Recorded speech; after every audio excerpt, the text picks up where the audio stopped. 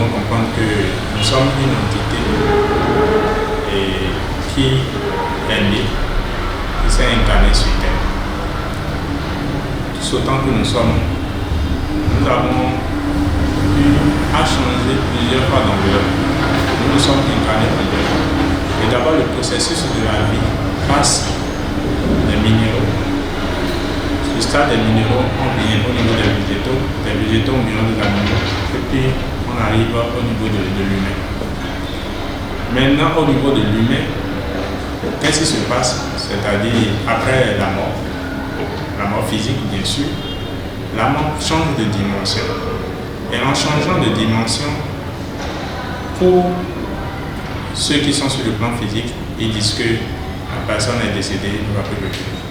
Mais vous aurez dû constater que dans nos pratiques, dans nos religions endogènes, les gens disent souvent que l'âme, souvent si c'est la maman qui décède et que c'est une fille qui naît le même jour, on l'appelle cette personne, il y a pas aussi, je pense, cet exemple, c'est-à-dire que c'est la maman qui s'est réincarnée avec ça. En fait, nos parents dans nos religions endogènes connaissent l'histoire de la réincarnation. Ils savent que l'âme qui vient de partir, c'est-à-dire qui vient de changer de dimension, n'est pas parti, il va encore revenir.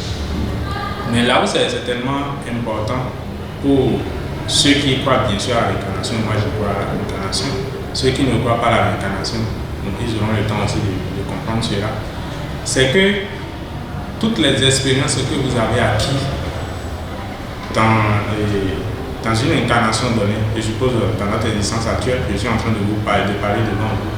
Peut-être que j'ai dans le monde passé acquis certaines connaissances que je suis en train de véhiculer aujourd'hui.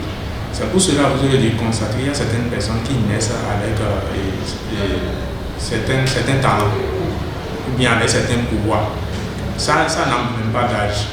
C'est parce que cet individu dans les vies passées a déjà acquis certaines connaissances, a déjà pratiqué cela, à tel enseigne que quand il est né, cela devient naturel chez lui. Ça devient spontané. Donc à cette personne-là, on dit que en fait, vous vous réincarnez pour bénéficier de vos grâces et maintenant pour corriger en quelque sorte vos erreurs aussi. Parce que tous autant que nous sommes, nous avons une mission sur Terre. Donc le plus important, quand vous connaissez votre mission sur Terre, c'est plus facile pour vous de bien jouir de votre existence sur Terre. Là, vous ne vous divaguez pas totalement. Donc la réincarnation, c'est quelque chose que tout homme fait. Vous prenez votre corps, le corps, que ce soit fille, le corps d'un mâle ou bien le corps d'une femelle, en fonction de l'énergie ou bien en fonction des expériences que vous choisissez, que vous avez choisi de faire. Même les maîtres, à un moment donné, quand vous atteignez un niveau d'éveil spirituel, c'est-à-dire je prends le niveau christique, les maîtres, vous avez la possibilité de vous incarner ou bien de ne pas vous incarner, c'est-à-dire de rester dans le monde de la béatitude.